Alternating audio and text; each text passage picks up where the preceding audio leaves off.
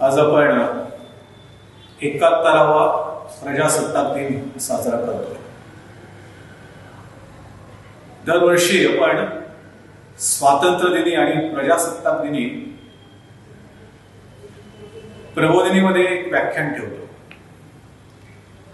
सर्वसाधारणपणे जे ज्वलंत प्रश्न आहेत, चालू असलेले देशप्रश्न आहेत, या विषयांवर आपल्यातलाच एखादा कार्यकर्ता पुष्कळ अभ्यास करून त्याची आपल्या सगळ्यांसमोर मांडणी करतो।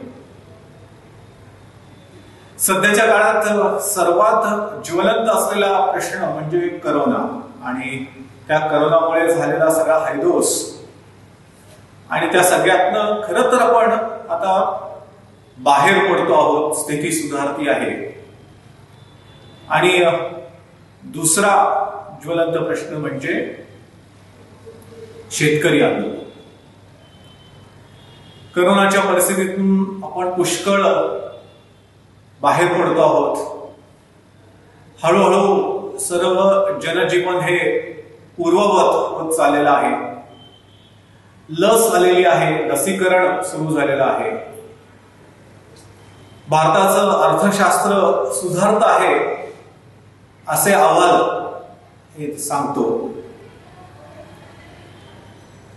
शेअर मार्केट अतिशय उंचावरती आहे, रेकॉर्ड टाइम हाय वरती आहे।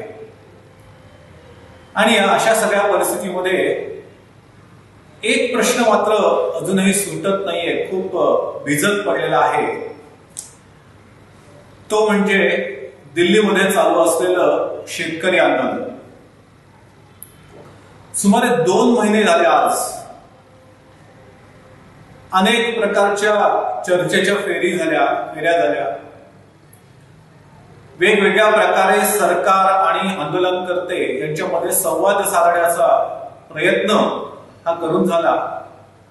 न्यायालयानेही त्याच्यामध्ये थोडासा फेरफार करण्याचा प्रयत्न केला, पण आतापर्यंत तरी सगळे प्रयत्न हे विफल झालेले आपल्याला दिसतात। आणि त्यामुळे हा शेतकरी आंदोलनाचा जो काही प्रश्न आहे, नवीन आलेला जो काही शेतकरी कायदा आहे, हा कायदा नेमकं काय आहे हे आपल्याला समजून घेणं भाग आहे। मी त्याला बऱ्याच वेळेला अर्थशास्त्रीय दृष्ट्या बरोबर, परंतु राजकीय दृष्ट्या चुकीच्या पद्धतीने हाताळला गेलेला असा कायदा असं माझं मत म्हणून मांडतो। पण वर्तमानपत्रातनं आलेल्या बातम्यांवरतीच अवलंबून असलेलं माझं असं मत आहे, त्या सगळ्यांच्या प्रश्नाच्या अधिक खोलात आपण सगळ्यांनी जायला हवं आणि तो प्रश्न जवळून समजून घ्यायला हवा। यासाठी आपल्यातल्याच एका कार्यकर्त्यांनी आज या प्रश्नाचा अभ्यास केलेला आहे।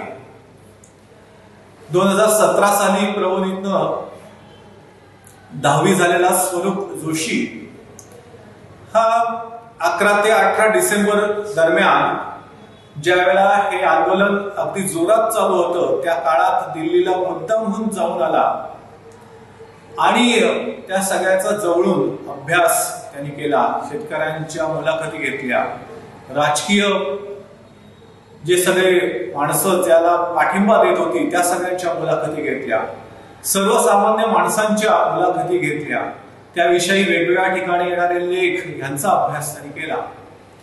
आणि त्याचा हा अभ्यास जो काही झालेला आहे तो त्यांनी अनेक जणांच्या समोर मांडून त्याच्यातनं काही निष्कर्ष हे काढले। तो स्वतः वाणिज्य शाखेचाच विद्यार्थी आहे। 11वी 12वी सप महाविद्यालयातनं केल्यानंतर त्यांनी आता BA अर्थशास्त्रासाठी गोखले इन्स्टिट्यूटमध्ये प्रवेश घेतलेला आहे आणि त्याच वेळेला CA इंटरमिजिएटची परीक्षा सुद्धा दिलेली आहे। त्यामुळे अर्थशास्त्राचाच विद्यार्थी असल्याने त्याला यातलं अर्थशास्त्र कदाचित अधिक चांगलं जवळून समजलेला आहे असं म्हणता येईल। आज तो आपल्या सगळ्यांच्या समोर त्यांनी जो काही केलेला अभ्यास आहे हा मांडणार आहे. मी स्वरूप दादा जोशी याला विनंती करतो की त्यांनी आपली मांडणी आपल्या सगळ्यांच्या समोर करावी.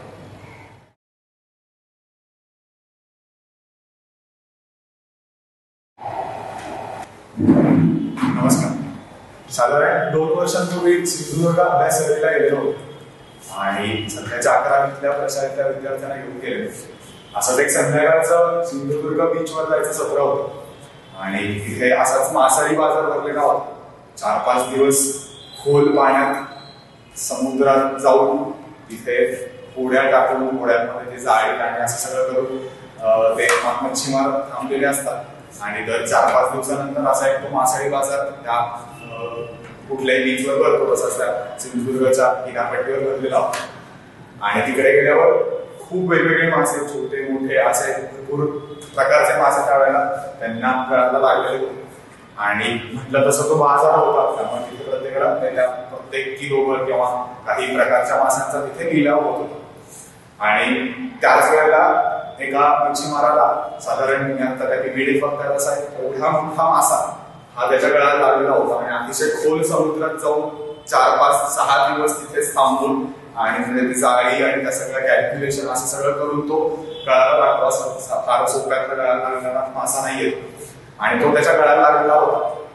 आणि फार तो सांगताना अतिशय खूप कष्ट असतात. फार खोल समुद्रात जायला लागतं. चंद्राचं सगळं पोझिशन आणि मग कोणती कधी असते, ओटी कधी असते, ते जाळं कधी टाकायचं, किती दिवस टाकायचं, असं सगळ्याच गोष्टी त्या मच्छीमाराने केलेल्या होत्या. आणि नंतर तो त्याला मासा गळाला लागलेला होता.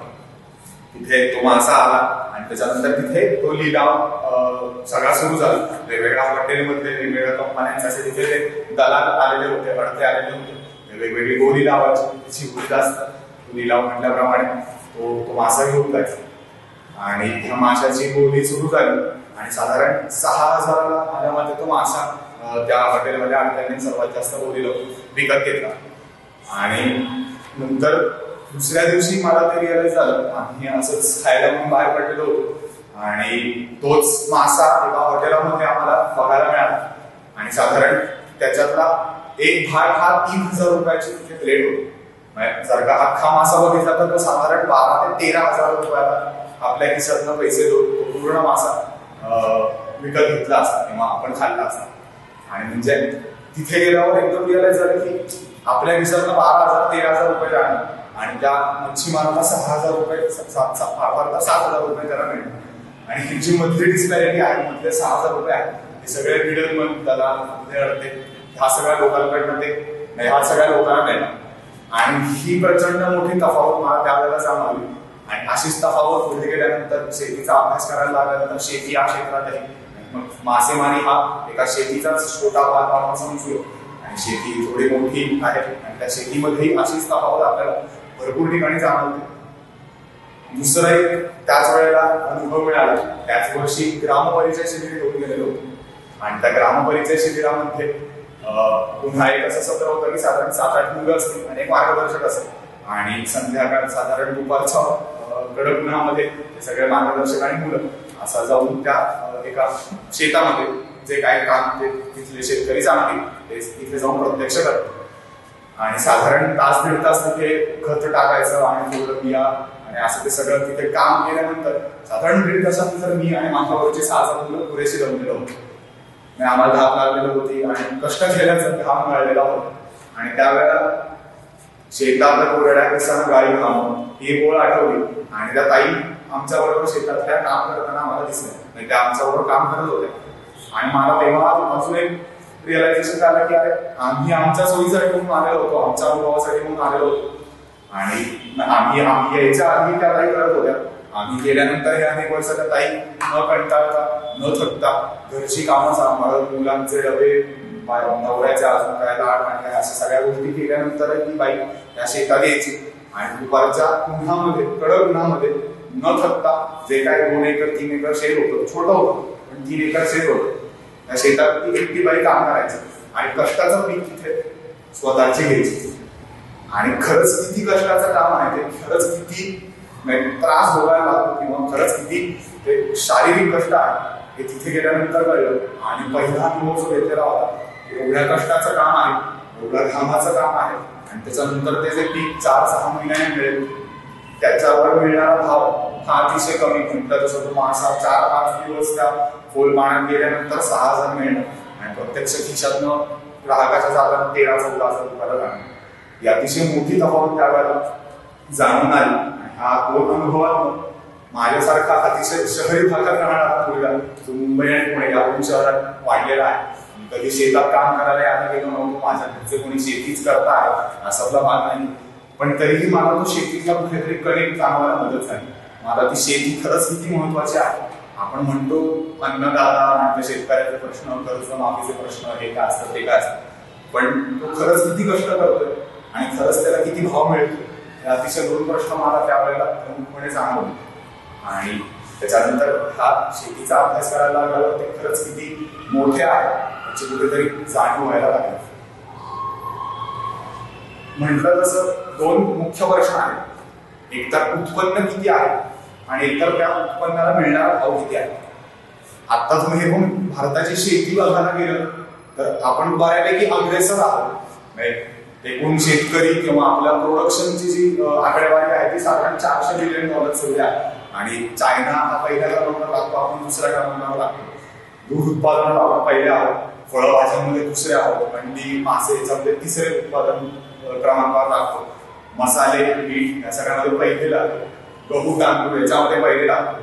अशी सगळी वेगवेगळ्या उत्पादनामध्ये आपण बऱ्यापैकी पहिल्या दुसऱ्या तिसऱ्या क्रमांकावर. आणखी एकीकडे शिखर गाठताना दुसरीकडे आपण साधारण अख्ख्या जो भारताचा जो जीडीपी आपण म्हणतो किंवा जो काही शिखर ही काय सगळी साखळी आहे त्या जीडीपी मधला फक्त 18% भाग कृषी क्षेत्र घेतं किंवा शेती क्षेत्र 18% भाग फक्त उचलतो. आणि त्या 18% भाग उचलण्यासाठी साधारण 48 ते 50% रोजगार आपण त्या क्षेत्रात घालतो. 48 ते 50% माणसं ह्या त्या कृषी क्षेत्रात सध्या आहेत आणि ती साधारण 18%च कमवतात किंवा 18%च अख्ख्या देशातल्या जीडीपीचा भाग उचलतात. त्याच्याच बरोबर अजून एक तुम्हाला डिबेट करता दिसत असेल की ऍव्हरेज माणूस शेतकरी किती कमवतो वर्षाला, तर पंजाब आणि हरियाणाचे साधारण 2-2.25 लाख कमवतात आणि शेतीसाठी 2.25 लाख कमवणं वर्षाला ऍव्हरेज ही अतिशय मोठी गोष्ट आहे. आपल्याला IIT आणि या सगळ्यामधून जे पॅकेजेस 10 लाख 12 लाख 14 लाख ते जी मिळतात त्याच्याबरोबर कुठेतरी 2 लाख वर्षाला त्या शेतकऱ्याला मिळत असतात. आणि म्हटलं तसं अतिशय शारीरिक कष्ट भोगल्यानंतर, अतिशय त्या बाजारात गुंतल्यानंतर त्याला ते 2-2.25 लाख पंजाब आणि हरियाणाला मिळतात. आणि सर्वात खालचं डोक बघितलं तर बिहार जो सर्वात शेवटचा देश आहे, त्या बिहारमध्ये साधारण 40 ते 45 हजार फक्त वर्षाला रुपये या एका शेतकऱ्याला मिळतात. जर का भागिले 12 केले 4 ते 5 हजार रुपये या एका शेतकऱ्याला महिन्याचा पगार किंवा महिन्याचं उत्पन्न आहे. 5,000 रुपयामध्ये तुम्हाला माहिती आहे, मला माहिती आहे, काहीही तुम्हाला त्या फार तर तुमचा महिन्याचा खर्च अगदी भागेल. हातात मिळणारे उरलेले पैसे तर शून्य असतील. आणि ही आता सध्या भारतातली परिस्थिती आहे. आपण उत्पादन करण्यामध्ये ऍव्हरेज भारत एवढा आहे, काश्मीर पासून कन्याकुमारी आणि ते गुजरात पासून अरुणाचल पर्यंत एवढा भारत आहे की आपण 1, 2, 3 आकडे एवढीच काढू शकतो. पण खरंच अख्खा भारत ते गाठतोय का? खरंच सगळे शेतकरी तेवढे सधन आहेत का? हा खरा कुठेतरी प्रश्न सध्या समोर येताना दिसतोय किंवा हा खरा मोठा प्रश्न आपल्याला जाणवायला दिसतो. शेतकरी जो असतो, आपण दुसरं एखादं क्षेत्र घेऊ आणि शेती क्षेत्र घेऊ आणि तुम्हाला साधारण काय प्रकारचं ते युनिकनेस आहे शेतीचा असं एक तुम्हाला बघायला मिळतं की कशा प्रकारे शेतीमाल जो असतो तो नाशावंत असतो. तो साधारण 2-3 दिवस फार तर टिकतो आणि नंतर तो पुसतो सरतो आणि त्याचा भाव एकमात्र कमी व्हायला लागतो. आणि उदाहरणार्थ आपण सिमेंटचं एखादं इंडस्ट्री करू, सिमेंट इंडस्ट्री करणारा एखादा माणूस असेल, शेती करणारा एखादा माणूस असेल, सिमेंट तयार झाल्यानंतर त्या माणसाकडे, त्या उद्योजकाकडे काहीतरी पॉवर असते.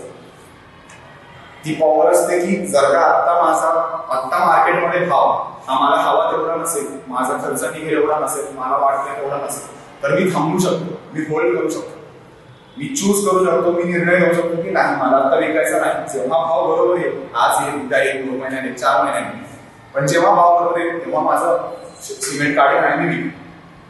पण बरोबर दुसऱ्या बाजूला शेतकऱ्याचं बघा, फार तर 2, फार तर 3 दिवस तो शेतकरी जास्तीत जास्त त्याचा माल साठवून देऊ शकतो.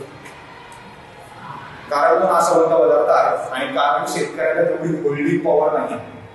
त्याला तो काही झालं तरी आज सांगेल, आज कापणी आली खरखर तर उद्या, खरखर तर परवा, त्याला तो जाऊन विकायलाच लागतो. जर का अजून 4 महिने थांबला तर भाव 0 रुपयाला तिथे त्याचा ही होल्डिंग पॉवर जी म्हणतो आपण, निर्णय घेण्याची क्षमता म्हणतो आपण. मला आत्ता विकायचं आहे, बाजारभाव बरोबर असेल तेव्हा विकायचं आहे, ही निर्णय क्षमता कुठेतरी शेतीमध्ये कमी आपल्याला सापडताना दिसते. आणि त्याचं प्रमुख कारण म्हणजे आपल्याकडे कमी असलेल्या इन्फ्रास्ट्रक्चर, कमी असलेल्या फॅसिलिटीज, स्टोरेज फॅसिलिटीज. जेव्हा मी स्टोअर करू शकतो तेव्हा माझ्याकडे ती पॉवर येते. पण 5,000 रुपये बिहारमधला शेतकरी महिन्याला कमवतो, त्याच्याकडनं ही फॅसिलिटीसाठी पैसे येणार म्हणजे अतिशय अवघड होतं. भारतात जन्मभर काम केलं तरी त्याला ही फॅसिलिटी मिळणं अशक्य आहे. आणि ही शेतीमध्ये सध्याची तफावत आहे. पुढे बघताना हे कसं आपल्याला साधारण सायन्समध्ये, विज्ञानामध्ये, 5वी ते 10वी मध्ये कधीतरी शिकलेलं असतं की ते फोटोसिंथेसिस होतं, निसर्गचक्र असतं, पाणी, पाऊस पडतो, आपण बिया पेरतो आणि नंतर त्याचं धान्य उगवतो. आता ते धान्य उगवल्यानंतर शेतकऱ्याला प्रत्यक्ष हातात पैसे मिळेपर्यंत अतिशय कबाड कष्ट झेलावे लागतात. ते धान्य मिळेपर्यंत कष्ट झेलावे लागतात. कारण खरंच मी 10 एकर जर शेती लावली तर 10 एकर शेती मला पूर्णपणे मिळणार आहे. 10 एकर शेतीमध्ये कांदे लावले तर मला जेवढा त्या 10 एकर शेतीमधून अपेक्षित आहे तसं सगळं मिळणार आहे तर नाही. कुठेतरी खूप दुष्काळ पडेल, कुठेतरी फारच पाऊस पडेल, फारच कमी पाऊस पडेल, कुठल्याही गोष्टी कधी होतील याचा अंदाज आपल्याला निसर्गाचा लावता येत नाही. आणि भारताची शेती आता सध्या निसर्गावर प्रचंड प्रमाणात निर्भर आहे.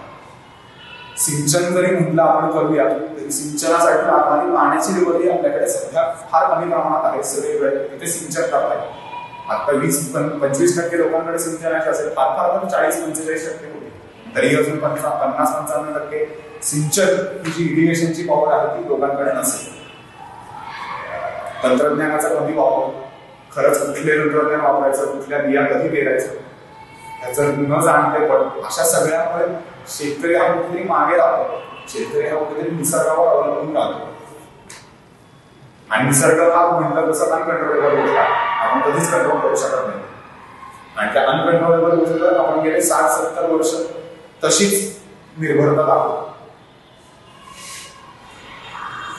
आणि खरा प्रश्न हा या उत्पन्नतेचा आहे की 10 एकर शेती जर का लावली, 10 एकर कांदा लावला तर मला पूर्ण 10 एकर कोकरात कोकरा मला तेवढं उत्पादन मिळणार आणि ते नाही मिळत. आणि त्याच्याबरोबर दुसऱ्या बाजूला म्हणतात तसं धान्य उगवेपर्यंत त्या शेतकऱ्याची मारामार होते. त्या शेतकऱ्याला प्रचंड डिसिजन घ्यायला लागतात, कधी पेरायचं, कधी फवारणी करायचं. आणि एकदा ते धान्य मिळाल्यानंतर बाजारात गेल्यानंतर त्या बळीराजाची भूमिका होती. बाजारात गेल्यानंतर त्याला अजून कष्ट सोसावे लागतात की त्या जे काय उत्पन्न मिळालेलं आहे त्याला योग्य तो भाव मिळेल, योग्य तो भाव देण्याचा. हे सगळं कसं होतं असं थोडा सांगायचा प्रयत्न करतो. कृषी उत्पन्न बाजार समिती असे एक सरकारने चालू केलेले डिपार्टमेंट आहे किंवा त्याला APMC, agriculture producing marketing committee असं एक त्याला इंग्रजीत नाव, नाम अशी नावाची एक वेबसाईट किंवा पोर्टल सरकारने डिजिटल इंडिया डिजिटलायझेशन मध्ये चालू केलेलं आहे. आणि त्या डिजिटल यंत्रणेमधून सरकारने स्थापन केलेलं असतं. परंतु तुम्हाला माहिती असतं की 7-12 प्रत्येकाचं जमीन असते की माझ्याकडे आज 3 एकर शेती, 4 एकर शेती, 12 एकर, 20 एकर, 25 एकर त्या माझ्या 7-12वर लिहिलेलं असतं. आणि साधारण कापणीच्या महिना ते 1.5 महिना आधी कृषी उत्पन्न बाजार समितीने SMS येतो की तुम्ही या आणि नाव नोंदणी करून जा की तुमच्या शेतामध्ये काय पिकतंय आणि किती तुमचं शेत आहे. मग मी जातो आणि माझ्या 10 एकर मध्ये काय 1 क्विंटल कांदा, 10 एकर शेती आहे आणि साधारण एवढा कांदा माझ्या शेतामध्ये येईल असं मी तिथे नाव नोंदणी करतो. आणि त्याच्यानंतर त्यांचा परत महिन्याभराने SMS येतो की तुमचे नाव नोंदणी झालेले आहे, आता प्रत्यक्ष तुमचा माल होती आहे कापणी झाल्यानंतर. आता हे सगळं करण्यामागचा उद्देश आहे की सरकार काहीतरी ठेवता म्हणणं, सरकारला काहीतरी माहिती असायला हवं की आपल्या देशामध्ये किती पिकतंय, आपल्या भागामध्ये किती पिकतंय. सगळेजण कांदे लावतात, काही जण कांदे लावतात, सोयाबीन लावतात, बटाटे लावतात, ऊस लावतात. हे सरकार काहीतरी नियंत्रण, काहीतरी त्याचा रोड मॅप घ्यायचा प्रयत्न करतं, विजन घ्यायचा प्रयत्न करतं. आणि ते केल्यानंतर सरकार एक काहीतरी एक ठोकताळा मांडतं, सरकार काहीतरी एक परिशिष्ट मांडतं की साधारण एक हेक्टर शेतीमध्ये किती कांदा उगवत असेल किंवा किती ऊस उगवत असेल. आज समजून झालं की एक हेक्टर शेतीमध्ये 10 क्विंटल कांदा उगवत असेल आणि माझी 10 हेक्टर शेती आहे, त्यामुळे 10 गुणिले 10 केल्यावर 100 क्विंटल कांदा हा माझ्याकडनं सरकार घेणार आहे. 101 क्विंटल नक्की नाही घेणार, माझ्याकडनं तो 10x10 100 क्विंटलच कांदा त्या एपीएमसीत गेल्यानंतर माझ्याकडनं घेतला जाईल. आणि ती नावनोंदणी केल्यानंतर मला SMS येतो, मी तिथे जातो.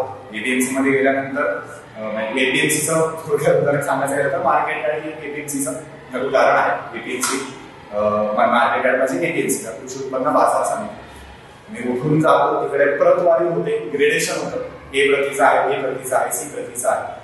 जर का चांगल्या प्रतीचं असेल तर ठेवलं जातं, वाईट प्रतीचं असेल तर गाडी परत पाठवली जाते, शेतकऱ्याकडनं माल घेतला जात नाही.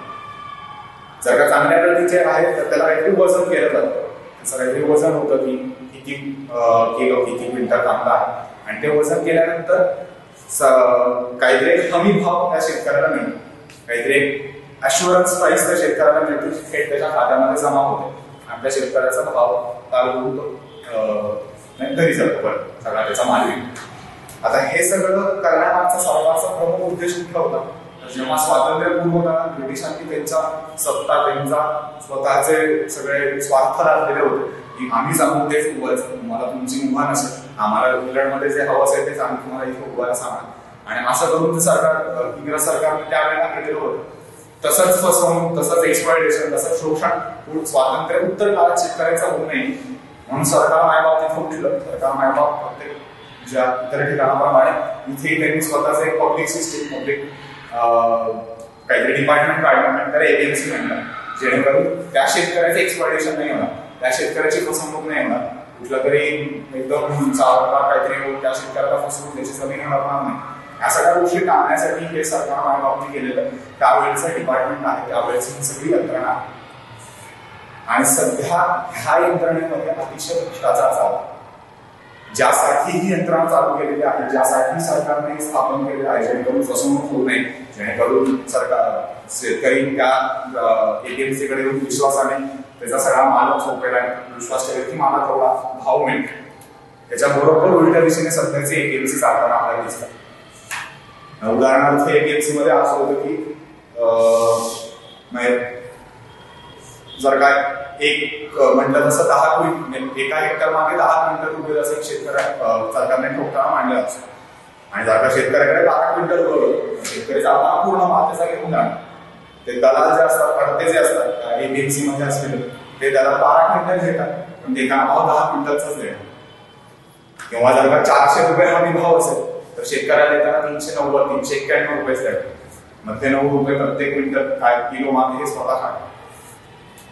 अशा सगळ्या काहीतरी घटनांमुळे शेतकऱ्याचा या एपीएमसी वरचा विश्वास कमी कमी होत चालला. याचा अर्थ सगळ्याच एपीएमसी वाईट आहेत तर नाही. जे दलाल चांगले आहेत, जे खरंच यंत्रणेवरनं जे हमी भाव आहे तोच देतात, जसं काम करणं अपेक्षित आहे तसंच काम करतात, त्यांचं छान चाललेलं आहे ते शेतकरीला. आणि शेतकरी मुख्य जास्त प्रमाणात ह्या सगळ्याला कुठेतरी त्रासलेला आम्हाला दिसतो, ह्या सगळ्याला कुठेतरी कंटाळलेला दिसतो. हे एपीएमसी हे दलाल कोण असतात तर हे साधारण शेतकरीच असतात, जे निवडणूक प्रक्रियेत कुठेतरी निवडून आलेले असतात. आणि त्याला साधारण अंदाज असतो की माझ्या भागामध्ये कोण काय पिकवतो, आणि मग तो त्यांना इन्सेंटिव्हाइज करतो की आता कांद्याला जास्त भाव आहे, आता बटाट्याला जास्त भाव आहे, तर आता तुम्ही बटाटाच पिकवा, कांदाच पिकवा, जेणेकरून त्या दलालाला जास्तीत जास्त हे सगळे शेतकरी विकतील आणि त्या दलालाचा प्रॉफिट जास्तीत जास्त होतो.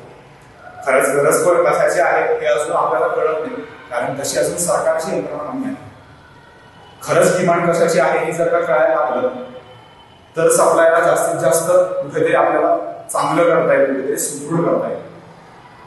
आता पण वेळ चाललेला आहे, त्या शेतकऱ्याला जे वाटतं ते उगवतो, मग सरकार आयात करतात काही गोष्टी. उदाहरणार्थ तेलबिया, आपल्याकडे तेलबिया आयात कराव्या लागतात. भारतासारख्या अतिशय मोठ्या देशांमध्ये तेलबिया आपल्याला आयात का कराव्या लागतात? कारण आपल्याला किती डिमांड आहे याचा काही अंदाज नसतो शेतकऱ्याला जेव्हा तो खरंच पेरणी करतो. आणि त्याच्यामुळे ज्याला भाव आहे, ज्याला हमी भाव आहे, हमी भावाकडे मी पुढे येणार आहे, ज्याला एमएसपी आहे, मिनिमम काहीतरी मला सपोर्ट प्राइस सरकार देतं, त्यालाच इन्सेंटिव्हाइज होतो शेतकरी, तेच प्रत्येकाला. आता म्हटलं तसं हमी भाव किंवा एमएसपी ती काय आहे तर अश्युरन्स प्राइस आहे. काहीतरी सरकार खात्रीशीररित्या म्हणतं की तुम्ही जे काय पिकवाल त्याला आम्ही एवढा खात्रीशीर भाव देऊ. हे सर्वच पिकांना नाही, हे काही ठराविक पिकांना. आणि हे करण्यामागचा प्रमुख उद्देश नेमका तसं साधारण 60-70च्या दशकामध्ये आपल्याकडे एवढं अन्न नव्हतं की आपण स्वतः खाऊ शकतो. आपण एवढं पिकवायचं नाही की आपला ताट भरू शकेल. आणि त्याच्यामुळे आपल्याला त्यावेळेला आयात करायला लागायचं, इम्पोर्ट करायला लागायचं. आणि इम्पोर्ट करण्याची क्वालिटी ही ऑब्व्हियसली चांगली असायची. चांगल्या प्रतीचा आपल्याला गहू तांदूळ हे आयात करायचं आहे.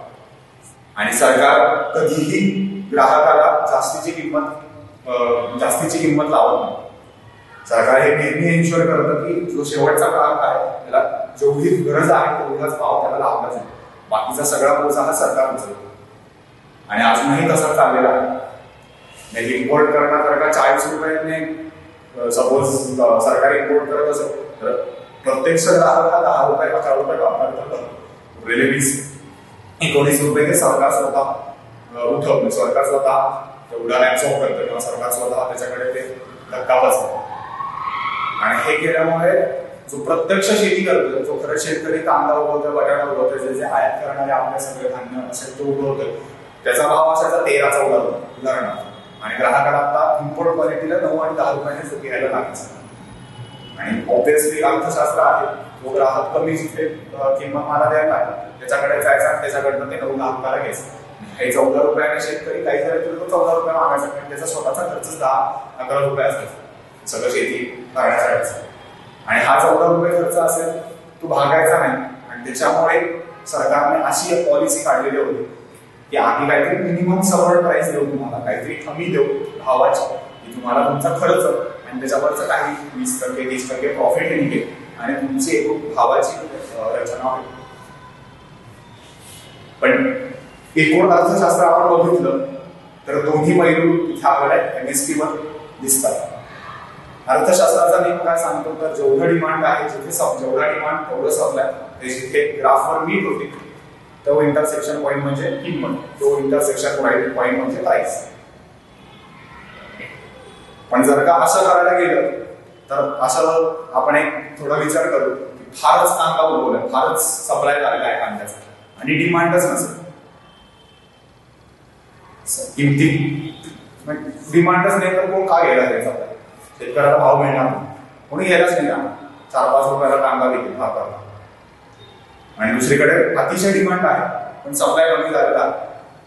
आणि जे काय थोडेफार शेतकरी ग्राहक असेल तर 300-400 रुपयापर्यंत मोनोपोली टाईप व्हायला लागते. असे दोन्ही सिनॅरिओज प्रत्येक वेळेला चालत राहतील. हे तसंच होणं अपेक्षित आहे, पण तेवढे होण्यासाठीची ऍब्झॉर्प्शन पॉवर अजून आपल्या शेतकऱ्याकडे नाही. ती जोपर्यंत आपण सुदृढ करत नाही शेतकऱ्याला, की तो जर का कमी किंमत असेल तरी तो विकू शकतो, हे जोपर्यंत आपण सुदृढ करत नाही तोपर्यंत हे करणं अतिशय क्लेशदायक असतं, अतिशय त्रासदायक असतं ग्राहकासाठी आणि शेतकऱ्यासाठी. आणि मग ह्या सगळ्या ठिकाणी सरकार कुठेतरी मध्ये पडतं, सरकार कुठेतरी इंटरव्ह्यू करतं, हस्तक्षेप करतं, मध्यस्थी करतं.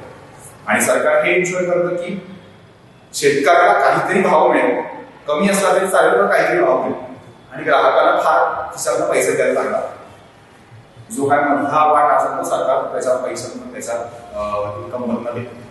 आणि अशा प्रकारे हे MSP कुठेतरी ह्या सगळ्या भाव मिळण्याच्या सगळ्या प्रश्नाला कुठेतरी टेकू ठेवून वाढ चक्कन MSP आपण जर का अर्थशास्त्राच्या नियमाने काढलं तर जे काही थोडंफार उत्पन्न कृषीला मिळतं आहे, शेतकऱ्याला मिळतं आहे, तेही बंद होतं. आणि ते बंद झालं तर आर्थिक सिस्टीम आपली कोलॅप्स होते. त्यामुळे हे करण्यामागे आधी आपण त्या शेतकऱ्याला सुदृढ केलं पाहिजे, त्या शेतकऱ्याला तेवढं ऍब्झॉर्ब करण्याची ताकद दिली पाहिजे, मार्केटने खेळण्याप्रमाणेची ताकद दिली पाहिजे. डिमांड कमी आहे जास्त आहे तशी सिस्टीम लावली पाहिजे, तशी रचना लावली पाहिजे. आणि त्याच्यानंतर मग आपण अर्थशास्त्राच्या नियमानुसार MSP किंवा भाव मिळण्याची आपण ताकद ठेवू, आपण ती रचना लावू शकतो. पण तोपर्यंत MSP असणं, मिनिमम काहीतरी हमी भाव या सगळ्या शेतकऱ्याला मिळणं हे अतिशय गरजेचं आहे, हे कुठेतरी आपण लक्षात घेऊ. आता हे APMC आणि MSP अशा दोन गोष्टी झाल्यानंतर शेतकऱ्याला म्हटलं तसं दोन प्रमुख प्रश्न आहेत. खरंच उत्पन्न किती हातात मिळतं आणि खरंच त्या उत्पन्न हातात मिळणाऱ्या किती भाव मिळतो. हे सगळं झाल्यानंतर सध्या नवीन 3 कायदे आपल्याला आलेले दिसतात. हे 3 कायदे कुठे भारी उडी आहे, एकदम छान सगळं आता होणार, छान शेती आता आपली सुरू होणार, असं तर कुठे बात नाही. पण हे होण्यामागचं कुठलं तरी एक पहिलं पाऊल तरी आपलं पडलेलं आहे. शरद जोशी 1980-90च्या दशकापासून हे सगळं सांगत आहे, शेतकरी संघटना सांगत आहे. पण ठीक आहे, आता 30-20 वर्षानंतर हे कुठेतरी पहिलं पाऊल आपल्याला पडायला उपयोग झाला. आणि या पहिल्या पावलातनं आपण 3 कायदे आणलेले आहेत. या 3 कायद्यांचा प्रमुख उद्देश काय आहे? तर पहिला कायदा काय म्हणतात, तर कॉन्ट्रॅक्ट फार्मिंग करण्यासाठी आम्ही तुम्हाला मंजुरी देतो. कॉन्ट्रॅक्ट फार्मिंग कुठल्याही बाबतीत होतं. उदाहरणार्थ आदित्यची काहीतरी डायरेक्टची कंपनी आहे आणि मी समर्थची कुठली अजून वेगळी कंपनी आहे, साधी कंपनी आहे. आणि समर्थ आदित्यला म्हणतो की अरे मला 100 बॅगा तुझं लागणार आहे. समर्थ कंपनी दिलेली निळ्याची आणि इत्यादी अशा डिटेल देतो आणि आदित्यला म्हणतो की मला अशा 100 बॅगा लागतात. आदित्य म्हणतो की ठीक आहे, मी एक बॅग तुला 500 रुपयाला देईल.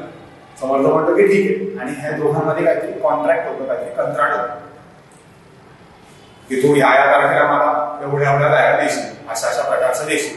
समर्थ म्हणतो की मी तू ह्या बॅगेला दिल्यास मी तुला आधी काहीतरी ऍडव्हान्स देईल, नंतर काहीतरी उरलेल्या पैसे देईल. जर का एखादी बॅग खराब निघाली तर मी तुझ्याकडनं बदलून घेईन. अशा सगळ्या प्रकारे कुठल्याही गोष्टीमध्ये हे कॉन्ट्रॅक्ट होत असतं. पण शेतीमध्ये हे कॉन्ट्रॅक्ट होत नव्हतं. शेतीमध्ये हे कायदेशीररित्या कॉन्ट्रॅक्टला मंजुरी नव्हती. शेतकऱ्याला जर का उद्या वाटलं की मला एखाद्या माणसाशी कॉन्ट्रॅक्ट करायचा आहे, उदाहरणार्थ मॅकडोनल्डची मला उठून कॉन्ट्रॅक्ट करायचं, त्यांना कांदे लागतात का, आम्ही कांदे उगवतो, त्यांना कांदे लागतात, आम्ही एकत्र येतो, आम्ही म्हणतो की मी तुला 100 क्विंटल कांदे प्रत्येक वेळा देईल, तुम्ही काहीतरी क्विंटल मागे मला 1000 रुपये द्यायचे. हे त्यांच्यामध्ये कॉन्ट्रॅक्ट होतं. शेतकऱ्याला अतिशय फायदेकारक गोष्ट आहे जी आतापर्यंत नव्हती. का नव्हती माहित नाही आपल्याला, का त्या आणण्यामागे त्यांचा उद्देश नव्हता आम्हाला माहित नाही. पण हे कुठेतरी करण्यामागे पाऊल पडलेलं आहे.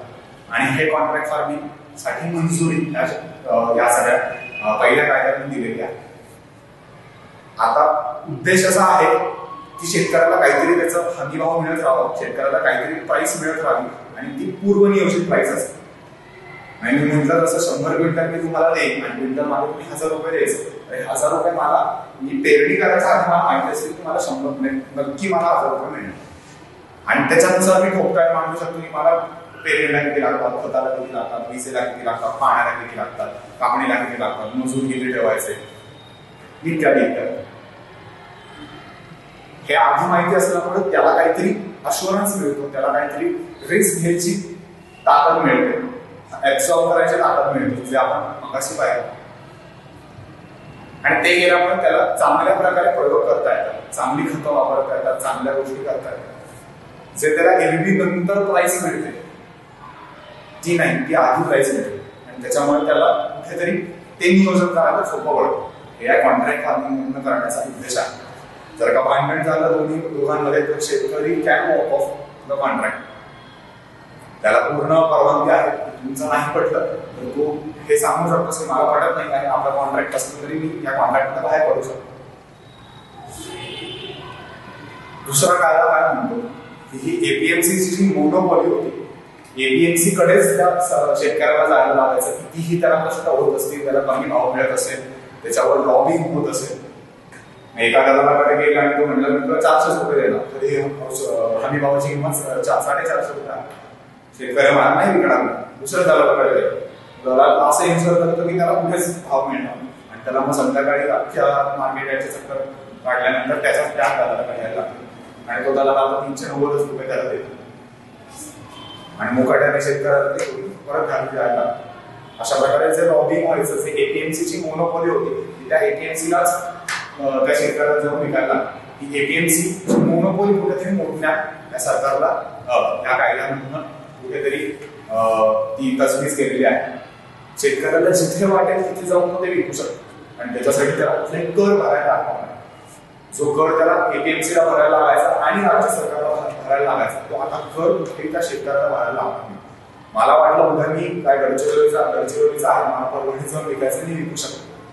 पूर्वी माझ्या एका जिल्ह्यातून दुसऱ्या जिल्ह्यात जायला पण शेतीचं धान्य न्यायला पण परवानगी नसायची.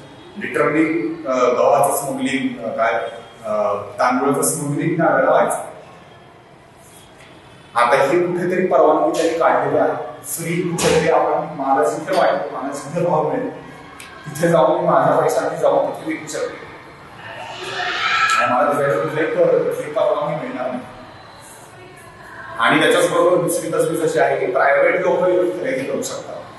खासगीकरणाला कुठेतरी परवानगी दिली आहे. याचा अर्थ एपीएमसी कुठे नाही आहे, एपीएमसीला काढून टाकलेलं आहे, एपीएमसी बंद होणार आहे, सरकारी पब्लिक जी सिस्टीम आहे ती बंद होणार आहे, फक्त प्रायव्हेट लोकांकडे जायचं असं कुठेही नाही.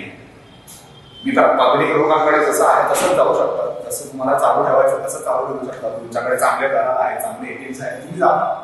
पण त्याच्याचबरोबर तुम्हाला हाही आम्ही ऑप्शन तयार करून देतो की तुम्हाला प्रायव्हेट कंपनीत जायचं, प्रायव्हेट लोकांना विकायचं, प्रायव्हेट खरेदी करायचं, त्यांच्याकडे तुम्ही जाऊ शकता.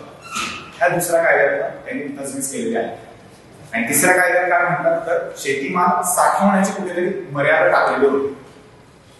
उदाहरणार्थ मी 100 क्विंटल कांदा उगवतो तर 50 क्विंटलच कांदा तुम्ही साठवून ठेवू शकता, अशी सरकारने काही उदाहरणार्थ मर्यादा घालून ठेवलेली होती.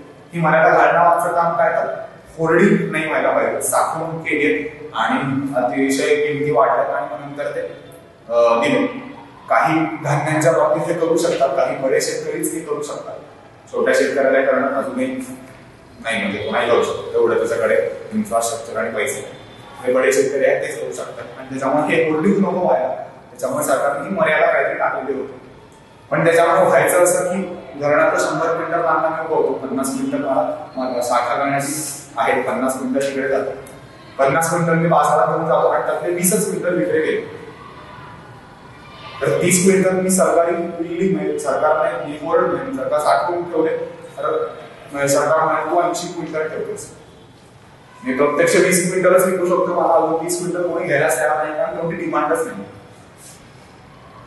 आणि अशा सगळ्यामध्ये त्याला 30 क्विंटल कांदे रस्त्यावर फेकणं, वाया घालणं, माझ्याकडे नाही असताना असे अन्न प्रकार वर्तमानपत्रातून वाचायला दिसतो. आणि त्याच्या मागचं हे कारण आणि त्याच्यामुळे साठा करण्याची काहीतरी मर्यादा आहे, आता साठा करण्याची मर्यादा सरकारने काढलेली आहे. असे हे 3 कायदे कुठेतरी या सरकारनं आणण्याचा प्रयत्न केलेला आहे. काही प्रमाणात चांगले आहेत पण तरीही आंदोलन आपल्याला होताना दिसतं. आणि हे आंदोलन का होतं तेव्हा मी दिल्लीत जाऊन काय प्रत्यक्ष अनुभव असा थोडा सांगण्याचा प्रयत्न करतो. दिल्ली अभ्यास जवळ करण्यामागचा म्हटलं तसा प्रमुख उद्देश माझा कुठेतरी शेतीशी कनेक्ट झालेला होता. आणि त्या शेतकऱ्याशी कुठेतरी आपुलकी वाटत होती, अरे कष्ट करतोस, काम घालतोस, तुला बाजारात मुलगा होती पण तरीही तू फॅसिलिटी तू शेती करतोस, मी शेतकरी आहे, पानाने मिळवतोस, ते डिग्निटी आहे कुठेतरी, ते स्वतःमध्ये काहीतरी नाही मी शेतकरी आहे मी करतो. या गोष्टी या शेतकऱ्याकडे आहेत. आणि हे 3 कायदे येतात आपल्याला वाटतात की चांगले आहेत पण त्यांना वाटत नाही चांगले आहेत. का चांगले नाही थोडं समजून घ्यायचा प्रयत्न करूया. तिकडे जाऊन त्यांच्याशी भेटून त्यांच्याशी बोलून इथली शेतीचा अभ्यास करून काहीतरी काय प्रश्न आहे असं समजण्याचा प्रयत्न करूया. असं म्हणून मी आणि सचिन दादा असं 2 जण 11 डिसेंबरला हराळी दिल्लीला गेलेलो. दिल्ली हरियाणाच्या बॉर्डरवर सिंधू बॉर्डर म्हणतात तिथे सध्या आंदोलन चाललेलं आहे. 60वा दिवस वगैरे असं म्हणतात. त्याच्याच बरोबर साधारण अजून 3-4 बॉर्डरला दिल्ली, राजस्थान, दिल्ली, उत्तर प्रदेश, दिल्ली, नोएडा वगैरे हा अजून 4-5 ठिकाणी हे आंदोलन 50 दिवस चालू आहे. आणि तिथे गेल्यानंतर आम्हाला काय कळतं तर भगवती पंजाब आणि हरियाणा ही 2 तुम्ही राज्य पाहिली आणि ह्या 2 राज्यांमध्ये भरपूर प्रमाणात गहू आणि तांदूळ पिकवतो. 2च पिकं पाहिजे, गहू आणि तांदूळ. प्रत्येक हंगामामध्ये खरीफमध्ये तांदूळ आणि रबीमध्ये गहू असे 2च पिकं तिथे काढली जातात. का तर ह्या 2 पिकांवर हमी भाव आहे, ह्या 2 पिकांवर एमएसपी आहे, काहीतरी फिक्स्ड इन्कम मिळण्याचा स्रोत आहे. हे फिक्स इन्कम अतिशय त्या शेतकऱ्यासाठी महत्वाचं असतं कारण म्हटलं तसं ते भाव मिळण्याची त्याला तिथे मानधन आहे आणि सरकार काहीतरी हे एन्शुअर करते की तुला फिक्स काहीतरी भाव मिळतोय.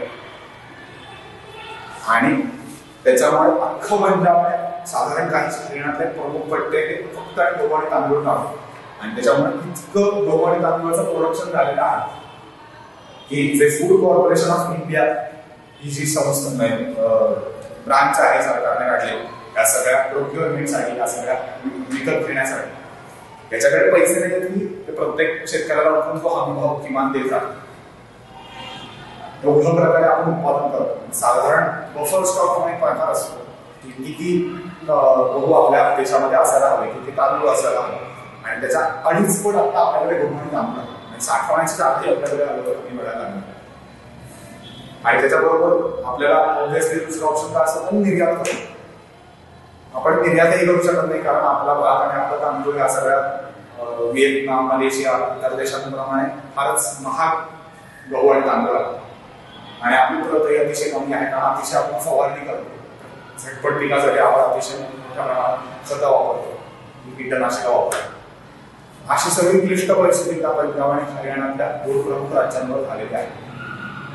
आणि तिथे गेल्यानंतर तिथल्या माणसांची काय मागणी आहे तर आम्हाला हे एमएसपी जे आहे ते काहीतरी कायदेशीर बनवून द्या. तिथे गेल्यानंतर आम्ही ज्या ज्या शेतकऱ्याशी भेटलो, ज्या ज्या शेतकऱ्याला विचारलो, त्यांनी आम्हाला ह्याच मागण्या मागून टाकल्या की आम्हाला हा जो एमएसपी आहे तो तरी कायदेशीर बनवून द्या. आम्हाला एमएसपीला लिगल बॅकिंग द्या. एमएसपी म्हणलं तसं पॉलिसी आहे, पॉलिसी डिसिजन आहे. सरकार ते जाहीर करतं कारण सरकार म्हणजे शेतकऱ्यांचा हक्क जायला पाहिजे, नाही तर ती सिस्टीम बोलायचं. पण त्याला लिगल बॅकिंग कुठे नाही, कायदा कुठे म्हणलेलं नाही की सरकारने हे जाहीर करणं अपेक्षित होतं. त्यामुळे तिथला शेतकरी म्हणतो की हा एमएसपी जाहीर करा आणि तो कायदेशीर जाहीर करा, त्याला कायद्याचं बॅकिंग द्या. जर का तुम्ही नाही जाहीर केलं तुमच्या तर आम्ही तुमच्या विरोधात कोर्टात दाद मागू शकतो. त्यांचं दुसरं अशी भीती आहे की हे जे एपीएमसी आहे, एपीएमसीची सगळी यंत्रणा आहे ती बंद पडेल. सगळे प्रायव्हेट लोक येतील, चढ्या भावाने किमती आम्हाला देतील, आम्ही सगळ्या प्रायव्हेट लोकांकडे जाऊ आणि काही दिवसानंतर ह्या एपीएमसीकडे कोणी जाणार नाही. एपीएमसी बरोबर बंद पडते आणि सगळं मार्केट हे या प्रायव्हेट लोकांकडे जाईल. आणि एकदा का या प्रायव्हेट लोकांकडे गेले की प्रायव्हेट लोक भाव कमी करत आणतील, त्यांना हवं तेच विकवायला सांगतील, हवं तेच हवा तोच भाव देतील. शेतकऱ्याला कोणी विचारणार नाही. जे विचारणारा सरकार बाप आहे ते बंद पडेल आणि फक्त प्रायव्हेट लोकांकडे या सगळ्या गोष्टी जातील अशी त्यांना दुसरी भीती आहे. अशा काही इन्सिक्युरिटीज त्यांच्या मनात तयार झालेल्या आहेत, भीती तयार झालेल्या आहेत. काही प्रमाणात असतात पण असं होणारच आहे तर नाही, प्रॅक्टिकली पॉसिबल असं नाही. एपीएमसी बंद नाही करू शकत कारण रेशनिंगसाठीचं सामान लागतं आपल्याला. ते रेशनिंगचं सामान हे एपीएमसी मधून प्रोक्युअर केलं जातं. हमी भाव मिळाला नाही तर जसं सिस्टीम कोलॅप्स होते, अर्थशास्त्राच्या नियमांनी आपण जायला लागलो. अशा त्यांच्या काही 3-4 प्रमुख भीती आहेत आणि त्याच्यामुळे ते म्हणतात की आम्हाला तिन्ही कायदे नको, आम्हाला तिन्ही कायदे रद्द करा. आम्हाला नुकसानकारक आहे, आम्हाला विरोध नाही, आम्हाला धोका आहे, आम्ही त्याचा पूर्ण विरोध करतो. आम्हाला बदल नको आणि त्याच्यामध्ये सुधारणा नको, आम्हाला तिन्ही कायदे रद्द करा अशी सरळ मागणी ते गेली 60 दिवस टिचून करतात. आणि हा खरंच मोठा प्रश्न आहे सरकारसमोर, देशासमोर. 60 दिवस झाले, दिल्लीची थंडी झाली, पाऊस पडून झाला, सगळ्या गोष्टी झाल्या तरी ते तिथेच तगदग उभे आहे. आपलं घरात पंजाब हरियाणामध्ये वगैरे सोडलेलं आहे. तिथे त्यांची काय शेतीच होते, काय चाललंय ते तिथे त्यांच्या बायका पुढं बघतात आणि हे सगळं हा विरोध करण्यासाठी म्हणून आलेला आहे. तिकडे गेल्यानंतर वेगवेगळी माणसं आम्हाला बघायला मिळाली, वेगवेगळ्या प्रकारची माणसं आम्हाला बघायला मिळाली. काही जण खरंच शेती होते, त्यांना खरंच शेती करत होते आणि त्यांना भीती अतिशय सतावत होते की अरे आमचा उत्पन्न बंद झालं तर आम्हाला कोणी विचारणार बंद झालं.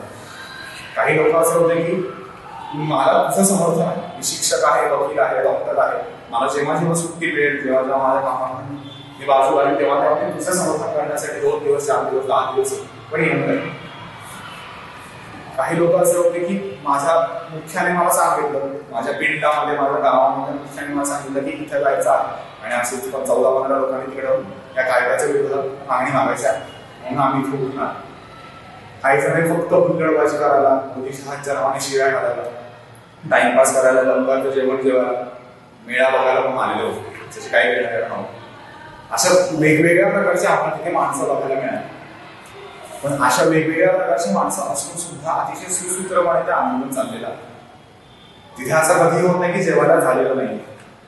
तिथे असं कधीच होत नाही 9 ते 5 साधारण तिथे रोज सभा चालते आणि कोणीतरी स्टेजवर असतं. असं कधीच झालं नाही आता स्टेजवर होतं. असं कधीच झालं नाही की तिथे झोपायला एखाद्या माणसाला जागा नाही. हे सगळे शीख बांधव आहे, शिखांची त्याला मोठी परंपरा आहे. गुरुद्वारामध्ये गेल्यावर आपण हे सगळं बघतो, तेच आम्ही तिथे गेल्यानंतर आम्हाला बघायला मिळालं. गुरुद्वाराही तिथे त्यांनी बांधलेला आहे, सकाळची प्रार्थना होते, लंगर होते. आम्ही महाराष्ट्रात कुठं तरी लहान असं काही अभ्यास करायला येतो, जे कोणी आम्हाला भेटलं त्याने आमचे आधी प्रथम कौतुकच केलं की का आला, कुतूहलाने विचारलं कशाला आला. तुम्हाला झोपायला जागा आहे ना, तुम्हाला जेवायला मिळतंय ना, ही शील बांधवांची काहीतरी प्रेरणा आहे आणि ती तिथे आम्हाला प्रमुखपणे दिसून आली. आणि ह्या दौऱ्यानंतर काहीतरी आम्हाला अनुभवायला मिळालं की खरंच काहीतरी प्रश्न असतात मध्ये, काहीतरी आपला त्यांच्याशी कनेक्ट असतो. जरी आपण सहजी आहोत, मला काय शेतीशी घेणं देणं, शेतकरी काहीतरी कमवत असेल, मला जेवायला मिळतं ना, मला खायला मिळतं ना, तरी नाही, काहीतरी कुठेतरी प्रॉब्लेम आहे. तो प्रॉब्लेम आता जाणवला नाही तर काही वर्षांनी जाणलं, पण तो जाणवायला कधीतरी सुरुवात होणार आहे. आपण शेतकऱ्याला गरीब आणि काय त्याला येत नाही असं म्हणून समजावलं नाही, ठरवून देत असं. आणि आम्ही 3-4 लोकांशी त्यांच्याबरोबर राहत होते, MA MPhil अशा चांगल्या शिकलेल्या लोकांमध्ये होतो आणि तरीही ते शेतीकडे वळतो. हा कुठेतरी शेतीचा काहीतरी स्ट्रॉंग पॉईंट आहे की लोकांना वाटतं की फॅसिनेशन असतं कुठेतरी ते नाही, मी स्वतःच पिकवतो आणि स्वतः त्याचा उद्योग करतो, तरी व्यवसाय करतो, माझ्या हिमतीवर करतो. कितीही अडथळे असतील, कितीही निसर्गाचा अडथळा असेल, तिथे आम्ही भावाचा अडथळा असेल, पण नाही, क्रिटिकॅलिटी आहे हे तिथे गेल्यानंतर आम्हाला बघायला मिळालं. आणि ह्या दौऱ्यामुळे काय होतं तर आपल्याला अभ्यास करता येतो, आपल्या देशाचा अभ्यास करता येतो, आपल्या परिस्थितीचा अभ्यास करता येतो. फक्त इथे बसून पेपरात वाचणं याचं पण काहीच होणार नसतं, मला माहीतच नसतं की तिथे काय चाललं. ते पेपरावाल्याला जे छापायचं तर छापून आणलं, TV वाल्यांना जे दाखवायचं ते दाखवलं, पण खरंच त्या माणसाला काय म्हणायचं, शेतकऱ्याचा काय अप्रोच आहे, चांगले कायदे आहे, का अप्रोच करतो, काहीतरी त्याला म्हणणं असेल, काहीतरी त्याला मुद्दा असेल, तो कोण समजून घेणार.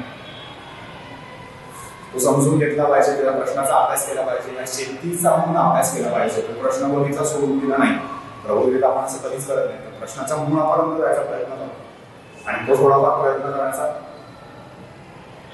मी ठरवलेलं होतं. त्यामुळे शेतीचं अर्थशास्त्र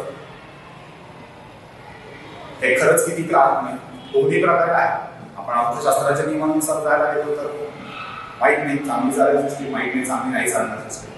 आपण आत्ताच्या सिस्टीमने जायला गेलो तर सरकारला जो बोज उचलायला लागतो, जो हमीभाव काहीच झाला तरी द्यायला लागतो, पण शेतकऱ्याला त्याचबरोबर दुसऱ्या ठिकाणी मिळतंय. ही तफावत कुठेतरी आपल्याला बघायला मिळते.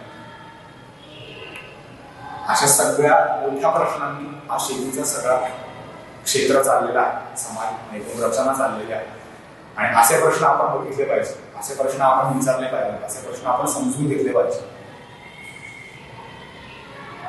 अभ्यासाची संधी आपण कुठेतरी स्वतःहून घेतली पाहिजे की अरे हो, मी कधीतरी शेतात काम केलं होतं, मला वाटतंय काहीतरी महत्वाचा प्रश्न आहे, मी उठून गेलं पाहिजे, मी शेतकऱ्याशी बोललं पाहिजे,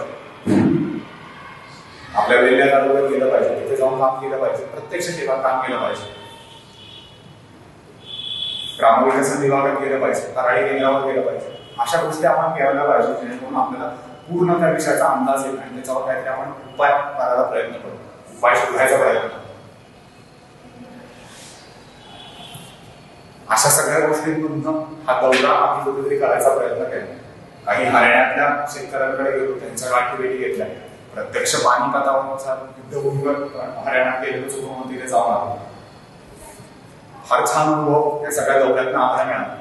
जुने संपर्क यांचा वापर तिथे आम्हाला करतात. प्रबोधिनी किती मोठी आहे, किती जागा आपण पसरलेला आहे, कुठेही गेलो तरी आपण कुठला तरी माणूस प्रबोधिनीचा ओळखीचा असतो, कुठेतरी संपर्काला असतो.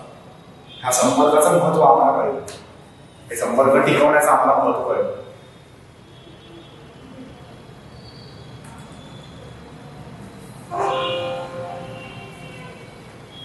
कायद्यांची वेगवेगळी कायद्यांची मतं होती, प्रत्येकाला काहीतरी कायद्याबद्दल वेगळं म्हणणं होतं. काही जण म्हणत होते चांगलं आहे पण आम्हाला धोकादायक आहे, काही जण म्हणत होते की नाही आम्हाला विरोधच आहे. अशी भरपूर प्रत्येकाची वेगवेगळी मतं तिथे ऐकायला मिळाली. वेगवेगळ्या अंगाने या विषयाचा अभ्यास करता आला, अर्थशास्त्राच्या विषयाने अभ्यास करता आला, समाजशास्त्राच्या विषयाने अभ्यास करता आला, इतिहासाच्या काही कनेक्ट तिथे आम्हाला थ्रेड्स मिळत गेले. आधी कशी शेती होती, हरित क्रांती झाल्यानंतरची तिथे कशी शेती होत गेली, तो हमी भाव मिळण्याचा काहीतरी आम्हाला तिथे अभ्यास करायचा विचार आला. पॉलिटिकल काय, सगळ्या राजकीय काय घडामोडी आहेत, त्यांच्या काय अजेंडे आहेत, त्यांचे काय मुद्दे आहेत, अशा प्रकारे अभ्यासाचा तिथे संधी मिळाली. आणि आपण असं म्हटलं तसं आपण स्वतः अनुभव घेत राहिले पाहिजे, आपण स्वतःहून तिथे गेलो पाहिजे. आपण स्वतःहून दिल्लीला नाही जाता येतं ना, ठीक आहे, माझ्या बाजूच्या गावाचं आहे, माझ्या मामाच्या गावाचं आहे, पण जाईल, मी तिथला प्रश्न समजून घेईन. अशा प्रकारे जर केलं तर आपण स्वतःहून संदेश शोधत जातो आणि आपण स्वतःहून त्या अभ्यासाला प्रेरणादायी होतो. आता हे सगळं झाल्यानंतर म्हटलं आपल्याला शेतात किती सण काम मारतोय, त्याची बागारी गुणगान होते, पण तरीही तो शेती करत राहतो, आपल्याला अन्न देत राहतो, आपल्याला अन्न मिळत राहतं. पण त्या भारतपुत्राच्या कष्टाला किंमत यावी, ते किंमत देण्याची रचना आपण सुदृढ केली पाहिजे आणि लवकरात लवकर केली पाहिजे. अर्थशास्त्राच्या नियमानुसार असेल, गव्हर्नमेंटच्या सरकारच्या मध्यस्थीतनं असेल, अजून वेगळी कुठली रचना असेल तर त्याच्या प्रमाणे असेल, पण त्या शेतकऱ्याला भाव मिळाला पाहिजे. हा शेतकऱ्याला जोपर्यंत भाव मिळत नाही तोपर्यंत त्याच्या कष्टाला किंमत येणार नाही.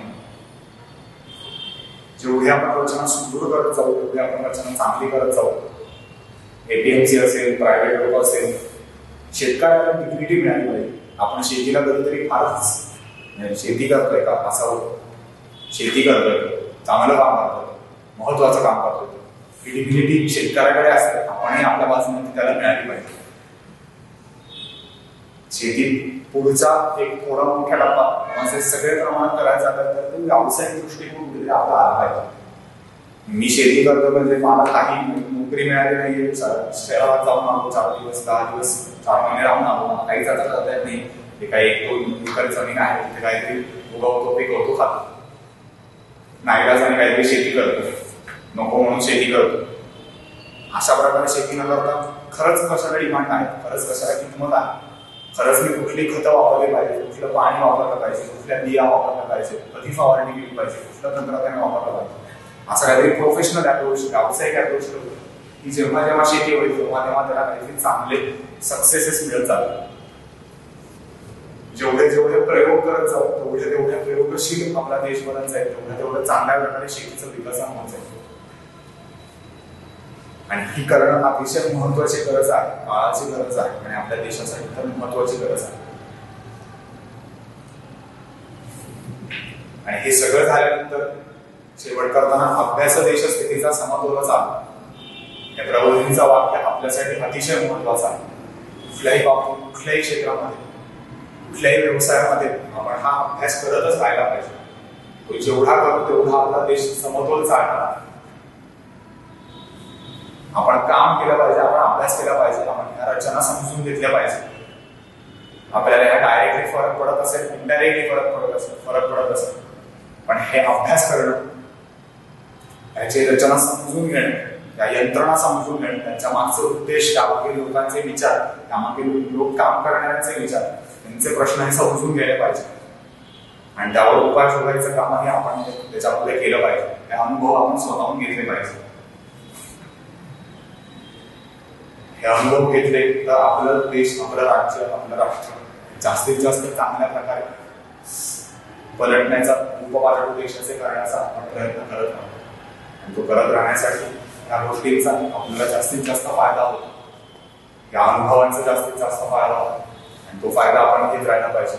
या सगळ्या गोष्टी आपण समजून घेत राहायला पाहिजे. धन्यवाद. आता प्रार्थनेच्या शेवटच्या कडव्याने कार्यक्रमाचा समारोप होईल. प्रार्थनेसाठी सर्वांनी उभे राहावे. सावधान. प्रार्थना. की घेतले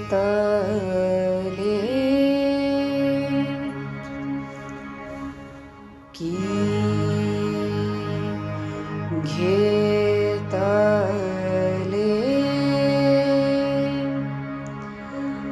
द्रता नहे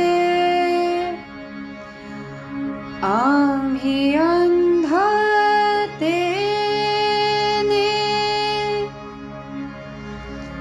लब्ध प्रकाश इतिहास निसर्ग माने जे दिव्यदाहक म्हणूनी असावयाचे